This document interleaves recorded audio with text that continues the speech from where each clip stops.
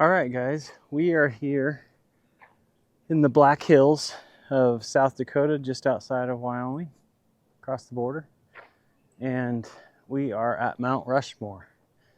And I have two other Wyoming Virtual Academy leaders here with me. They're up waiting in the building, and I'm going to have them on this field trip as well. So they'll talk to you a bit here coming up. But this is kind of the walk up to Mount Rushmore. If you've never been here, we'll give you some details and history on it of the four presidents: Washington, Jefferson, Roosevelt, and Lincoln, carved into the mountain there. So, should be a fun field trip if you've never been here before. Give you a quick shot here. There's an amphitheater down below where they do shows and stuff. But then we have the mountain there that was carved. We'll go down and show you some interesting things in the visitor center and talk to you about when they carved this, how long it took them, and give you some history about it. It's pretty amazing.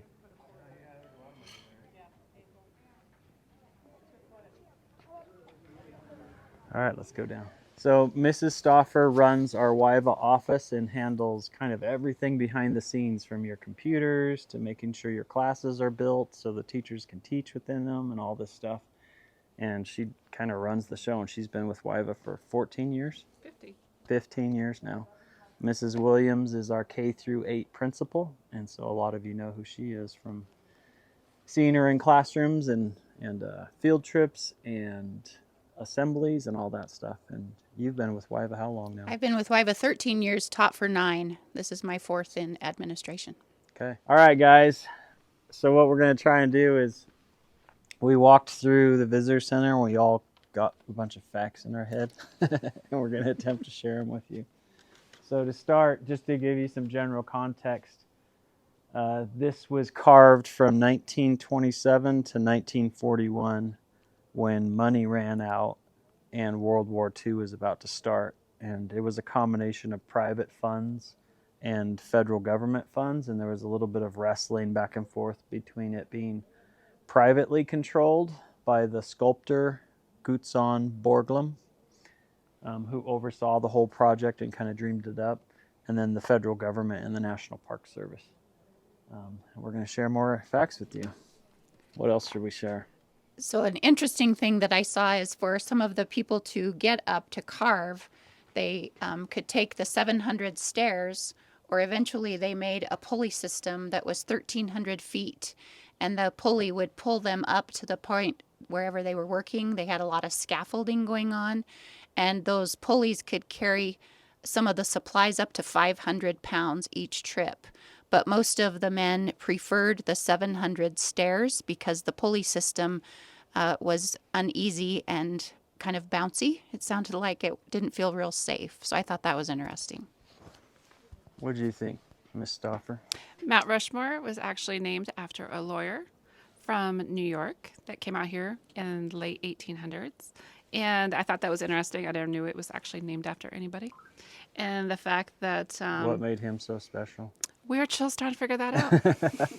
So back in the 1800s, sometimes someone would just visit a place and somehow their name got attached to it. And they weren't anybody really that important, but that was the case here. Mm-mm. Their average wage of pay was anywhere from 35 cents to $1.30 and 50 an hour. How much an hour? 35 cents to $1.50 an hour. Just for the workers hired to carve it Depends on their experience, I would assume. How many deaths were there in the 14 years? Actually 0 deaths when they was making this, although there was numerous injuries. Yeah, probably near deaths. So all those workers hanging on ropes, climbing the stairs, walking around up there on those cliffs and blasting with dynamite constantly. No deaths. Kind of interesting. And if you zoom in on one of the eyes, one of his Gutzon Borglum's expertise was the eyes. And so he would drill kind of some depth around so that you can see where the shadow is, and then 20-inch granite pieces are the white spots. So they protrude out to make it look like the eye with the pupil. And I thought that was interesting. What you got for us, Miss Stoffer? Well, Lincoln was not actually supposed to be where he's at. Where Lincoln is was supposed to be a very large inscription of why they built Mount Rushmore and why they felt that they needed that to have. And a little history of America. Yeah. Yeah. And they wanted to commemorate that. And then once they moved Roosevelt, they had to move Lincoln. And so that idea had to go away. So what he wanted was to have a hall where they could put the history of our country and the reason why they did that and how our country became, so people from years on will know exactly why they did it and why our country is as great as it is. So they have a hall of records Yep. in the mountain there, and they've put some things in there as a record of our history and so forth. So just so you know, that's George Washington on the left, the first American president, and Thomas Jefferson, who I think was the third president, because John Adams was the second, if I remember right. And so they were in the late 1700s, maybe early 1800s there, for Jefferson. And then Theodore Roosevelt back there in the back was in the early 1900s, just before they started carving on this, actually. I think in the 1905 to 1950 window there, I think that's when his presidency was. And then Abraham Lincoln, who was in the 1860s, back when the Civil War was. So these were 4 prominent men who served as presidents in American history and did great things. What else you got for us? Anything? We're using cheat sheets here. There's a lot of people that still visit every year round. It's open, and there's a lot of wildlife they enjoy seeing. You can see mountain goats sometimes as you're driving up here, bighorn sheep, a lot of little rodents, elk, deer, Turkeys. turkeys. Yep, it's a great place to visit. Then I appreciate all of the flags that you get to walk under as you're walking under. So you walk under every state in the United States. Is that what those represented, all the states?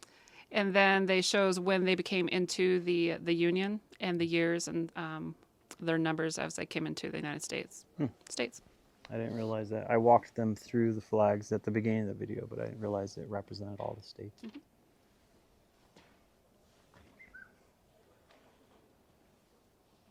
So we left the visitor center and we're walking on this trail up towards the monument. Not sure if it goes to the base of it or what. All right, the paved path brings you around here, and then it turns and we're gonna go on this boardwalk through the trees to the base of it. It looks like. That'll be fun. See the beauty of the Black Hills out here. The views. These beautiful pine forests.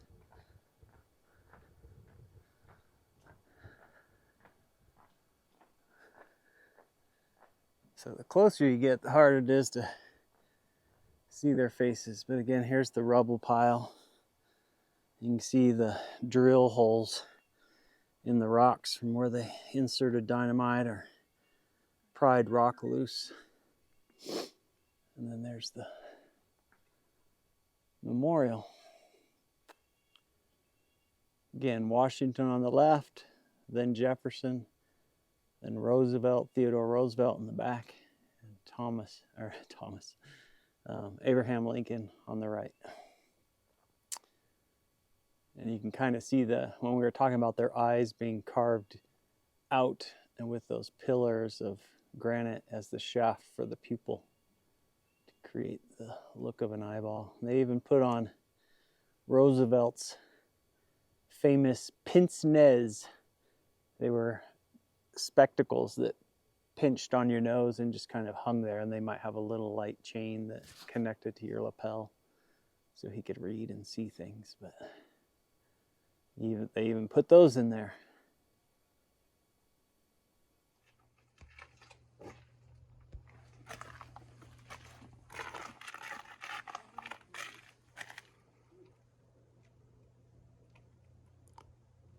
Press pause and you can read that.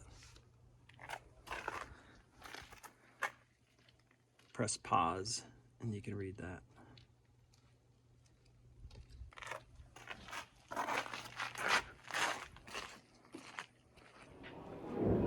There's a really cool exhibit hall that has all these panels that you can learn about what happened and how they built everything, and it tells you the history and has some cool interactive stuff in here as well. So if you ever come here, you can come into this exhibit hall and learn all about how things took place over that time in the early 1900s.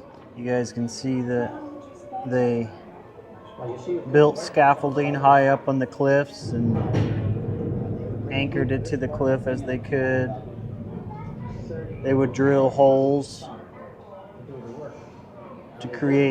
to stick dynamite into at first, and then to create weaknesses in the rock so they could chip away at it. They hung down off the sides by ropes. Had these crazy ladders up there. See these guys working.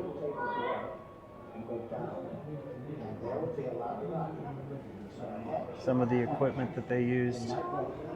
Remove 2 foot 3 inches, and they would dynamite that off. Well, Interesting. what I had did 700 stairs. a summer, it took There's an interesting 11 fact. summers You can them press to pause do and the read that. because it's a quest test. 700 stairs to reach That the wasn't top. made with a chisel and a dowel like other sculptures. You ask them for their strong impressions of like what stands out to them. I'm always impressed, and I think it's an honor to visit and just be reminded of what a great country we live in, and some of the fathers of our country are here represented. I love the fact that it's just overwhelming, so much information in such a small area. But I think the biggest thing that connects with me is that these people were hired to do a job, and at the end they felt it was their honor to do their job, and so they can have something that millions of people from all the world can see all the time. And a fun fact about Gutzon Borglum, he was 58 years old when he started this project. And if it took 14 years, how old was he when he finished? Do the math, kids. A lot older than us. Okay, guys, I think that's going to wrap it up for Mount Rushmore and this field trip. You want to say goodbye to the kiddos? Thanks for joining us. It's great to be part of the trip. Thanks, guys. Thanks for watching. Be sure to come to Mount Rushmore because it is amazing. But we'll close with all the flags of the 50 states. Here they are. Kind of cool. That's it, guys. Some bonus footage for you guys. These mountain goats popped up.